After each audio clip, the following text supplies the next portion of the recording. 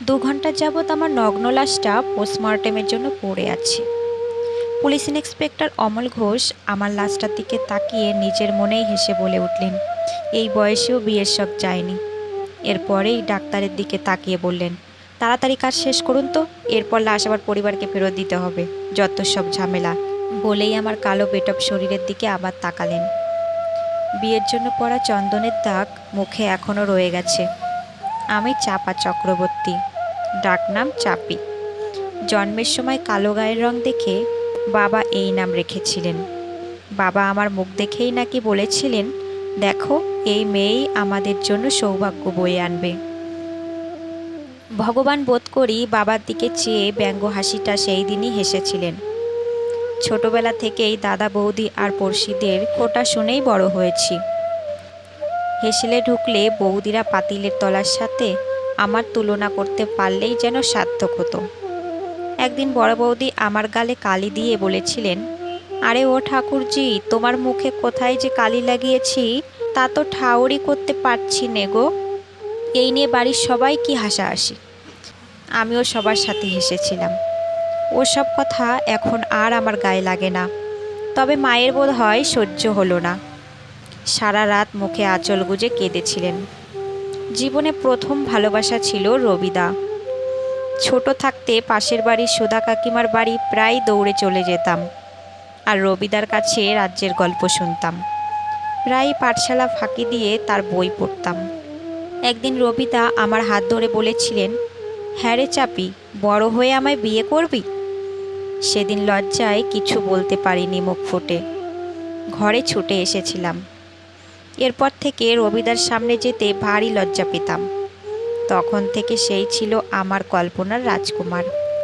বড় হতে থাকি আর কল্পনার রাজ্য বিস্তৃত হতে থাকে। কল্পনার সবটাই ছিল রবিদাকে ঘিরে। ভাবতাম রবিদার কল্পনাও বুঝি আমায় নিয়ে, কিন্তু সে কল্পনা বেশি দিন টিকল না। যখন জেনেছিলাম আমার সই সুহেলির সাথে ওর বিয়ে ঠিক হয়েছে, ছুটে গিয়ে রবিদাকে শুধিয়েছিলাম, তবে বললে কেন আমায় বিয়ে করবে? রবিদা ঘর ফাটানো হাসি হেসে বললেন, সে তো মজা করেছিলাম, তোর মতো কালীকে কে বিয়ে করবে রে? আমিও রবিদার সাথে হেসেছিলাম। তাকে যে সত্যিই ভালোবেসেছিলাম সেই লজ্জা ঢাকতে। ফিরে আসার সময় নির্লজ্জের মতো হাসতে হাসতে বলেছিলাম, রবিদা, তোমার বিয়েতে কিন্তু আমায় একখানা লাল পেরে শাড়ি দিতে হবে বলে রাখলাম। রবিদা সেই কথাখানা রেখেছিল। শাড়িখানা পরে নিজেকে আয়নায় অনেকবার দেখেছিলাম। সত্যিই রবিদার পাশে আমি বড্ড বেমানান। কি রাজপুত্রের মতো চেহারা ওর। খুব কেঁদেছিলাম সেদিন। ভগবানের উপরও বড্ড রাগ হয়েছিল। আমার দাদা দিদিরা তো কত সুন্দর, আর আমায় গড়ার সময়ই বুঝি ভগবানের সাদা রঙের কমতি পড়ল। বাবা আমার বিয়েরও তোড়জোড় শুরু করলেন। 15তে পা দিয়েছি। এখন বিয়ে না দিলেই নয়, কিন্তু একখানাও বাবার পছন্দ মতো প্রস্তাব আসে না আমি কালো বলে। কোনো ছেলের 2 বউ, কারো বয়স বাবার চেয়েও বেশি, কারো আবার পণ বেশি চায়। বৌদিরা বলা বলি করে, মশাই, ঠাকুরজি কোনো রাজপুত্তুরের আশায় বসে আছে গো। যে গায়ের রঙের ছিঁড়ি। আস্তে আস্তে আমার বয়স বাড়তে থাকে। বয়স 25-এ এসে ঠেকেছে। ছেলে পক্ষের সামনে নিজেকে হাজির করতে করতে আমি বড় ক্লান্ত। কোনো শুভ অনুষ্ঠানে আমার যেতে বারণ, পাছে তাদের কোনো অমঙ্গল হয়। আমি যে অপয়া, অলক্ষী। 25-এ এসেও একখানা বর জুটোতে পারলাম না।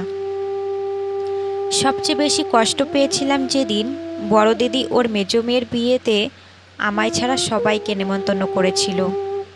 আমি একখানা শাড়ি ঠিক করে রেখেছিলাম ওর বিয়েতে পরব বলে, কিন্তু বিয়ের দিন শুনি আমার নেমন্তন্ন নেই।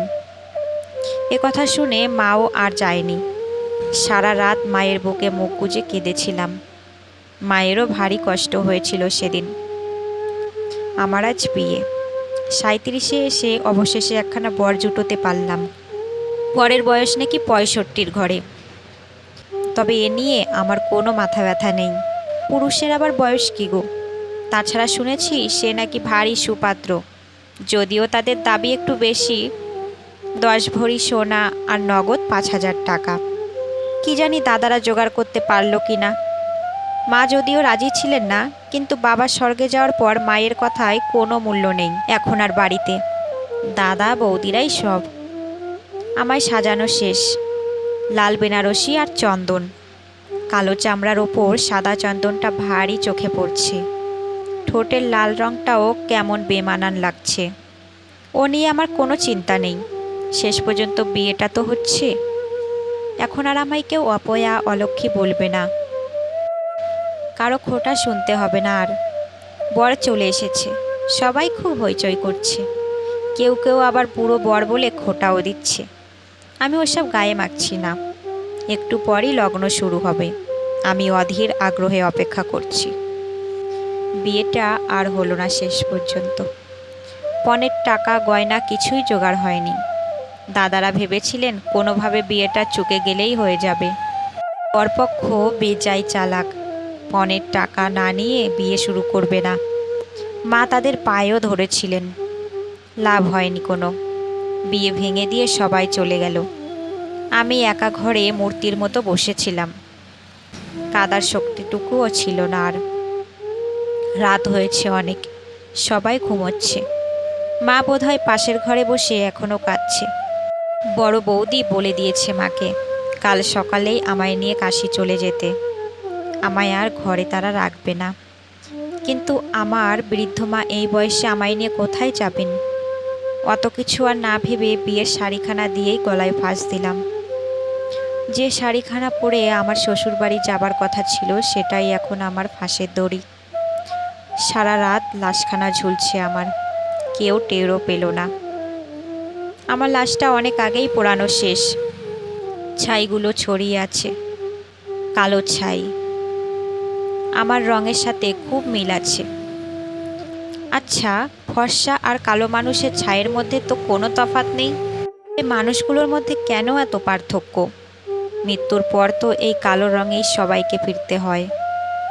ওরা সবাই তা জানে, তবুও ওরা আমায় ঘেন্না করত, বড্ড ঘেন্না করত। গল্পটা কেমন লাগলো অবশ্যই কমেন্ট করে জানাবেন। আর ভালো লাগলে ভিডিওটি লাইক করে চ্যানেলটি সাবস্ক্রাইব করতে একদমই ভুলবেন না।